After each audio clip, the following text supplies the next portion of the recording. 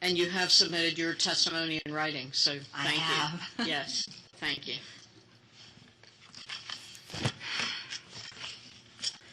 Okay, good afternoon. My name is Kathleen Manganero, and I've had ME/CFS since 1984. I have traveled from Pittsburgh today to discuss the role that biotoxins and molds have played in my illness. If doctors had only known about the mold connection to my chronic fatigue syndrome, there is no question that a great part of my suffering and pain could have been prevented.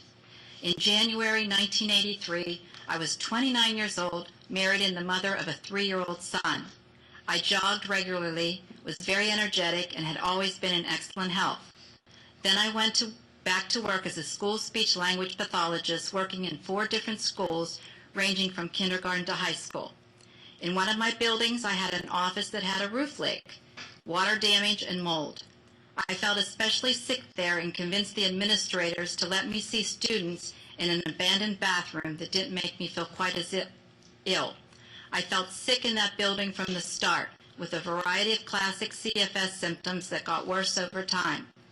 In 1985, I saw an integrative physician who helped me regain some of my health with an anti-mold protocol, after having spent 2 years seeing many doctors and specialists with no improvement.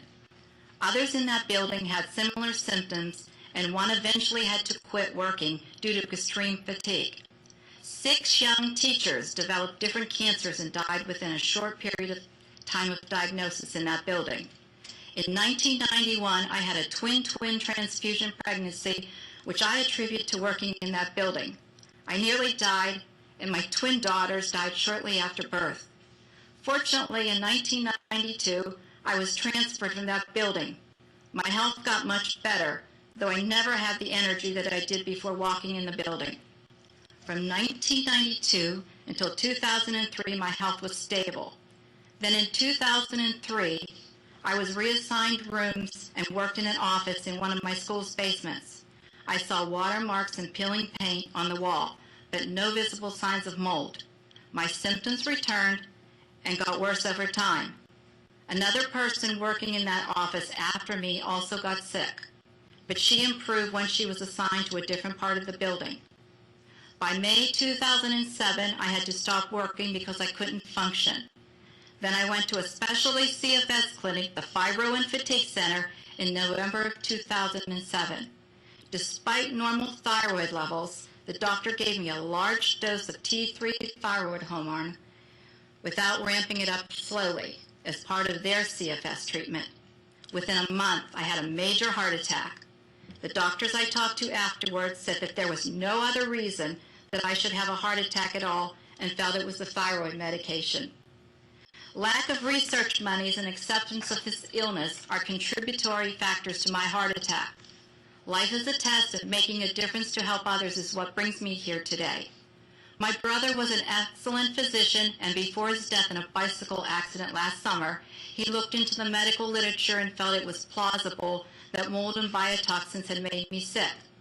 I was diagnosed as having CFS by Paul Cheney, one of the most knowledgeable doctors in the field. If mold is a part of my illness, then it's possibly a factor for a segment of other patients as well.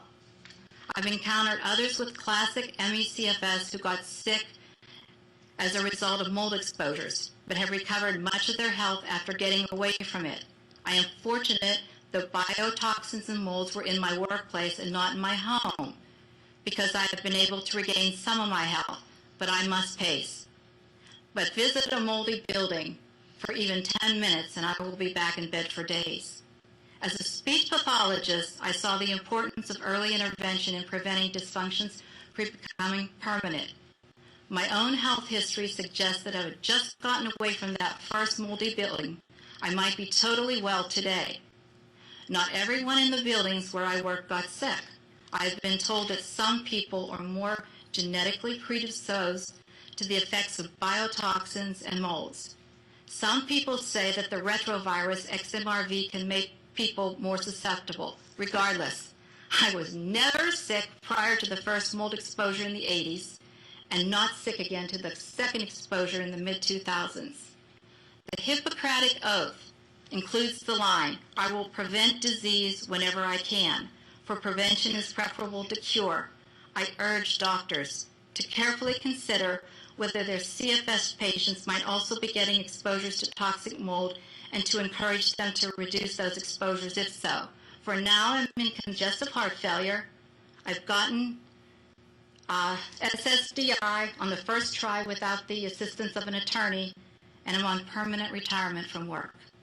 My life could have been much different. Thank you. Thank you.